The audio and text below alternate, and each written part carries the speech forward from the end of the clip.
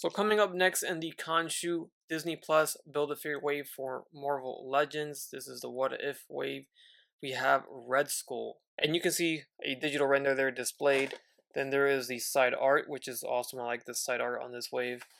And then here is the Khonshu Build-A-Figure and every character or figure you need to complete him. And then we have the backside right there.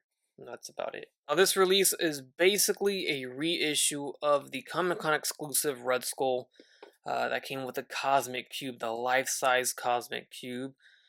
And as far as we were all concerned, that was the only way to get this version of Red Skull with this design or this attire, which was the MCU accurate Red Skull. The regular release Red Skull that we got in the 10th anniversary of the MCU was not accurate to the Red Skull design. It was more so for his henchmen, his Hydra soldiers, and that's why that release came with alternate head sculpts, so you could build at least 2 other Hydra soldiers with that body, or you can make a Red Skull. So that's why it didn't really make sense. So the only way you could get the definitive Red Skull was with that Cosmic Cube Comic-Con exclusive, and exclusive no more, because here he is again, and it leads you to kind of think about, like, are those exclusives really exclusives? I don't know, but this is a great opportunity for those who missed out. It's been a while since that got released, so I'm sure there's new collectors out there and maybe people that missed out on it and whatnot. And I can say that this is definitely a better looking version right off the bat. I feel like I'm gonna do a comparison for sure, but I feel like this one looks a little nicer than that Comic-Con exclusive version. Now this figure comes with the bare minimum. That's another issue, and it's just a Cosmic Cube, which we've gotten 100 times before. Nothing crazy there.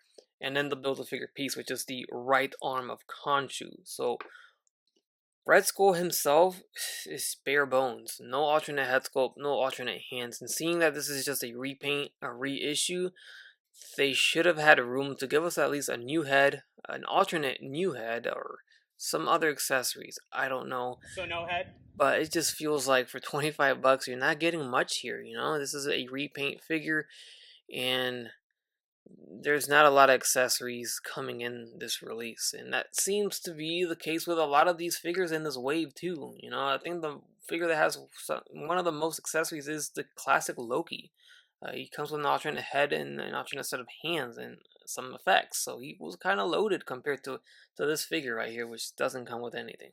So here's a closer look at Red Skull. You can see his face sculpt right there. I can't recall if this is the same exact head sculpt from the previous release, but we will indeed do a comparison. Also, that black shading on his face looks very nice. I think that really adds to the face sculpt, makes it look that much better. And here's just a close look at the torso. This body mold is still great for this MCU Red Skull. I can see why they just reused it again. It's fine. I mean, it looks great. So the sculpt is there, the paint apps. Overall, we got the Hydra logos there. And then here's the back side. Of course, he gets hindered. We all know this body, so it's going to get hindered. But all the articulation you would want is there for sure. Double jointed knees, swivel on the thighs. Everything's there. It's just hindered by the trench coat. Alright, so for some reason, I don't remember this face expression on the original one. But I guess his mouth was open, and it's totally different.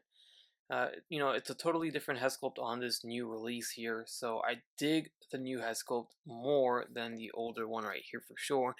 And I do remember the darker red because they have some heavy black wash on this Red Skull here, but you could just see the difference here. I think the likeness on this looks a lot better in my opinion, and there is black wash on this one, but just not as heavy. The black wash on this one here on the new one just brings out the detail, you know, the depth of his cheeks, of his cheekbones, and then just the line work for his lips and his nose and whatnot. It looks really good there, but this one's just completely dunk inside of black wash, and then they pulled it out, and this is what they got there. But I'm actually impressed that they used black wash, you know, when they released this figure. But you can see that the trench coats over the entire body is exactly the same, but they went with a darker black on the new one here, which looks better as well. So overall, the new one is definitely the way to go. In terms of the Cosmic Cube here, the Tesseract is darker blue on the old one, and it's a little less blue, more transparent, more clear on the new one.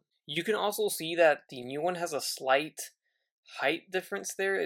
He's slightly taller just because of that head sculpt is a little bit bigger. And next to some other figures in the way, we'll start off with classic Loki here. He stands about the same height, maybe a little bit taller. Of course, he's going to tower over Howard the Duck. And here's a look at him next to Zombie Iron Man. So, as mentioned earlier, great opportunity to get a more definitive version of the MCU Red Skull. Those who missed out on the Comic-Con version with the Tesseract or just didn't want to buy it because of that Tesseract, then here is your chance. So let me know your thoughts down below in the comment section, hit the like button, and consider subscribing if you haven't done so already. As always, everyone, take care, take it easy, and I will catch you on the next one.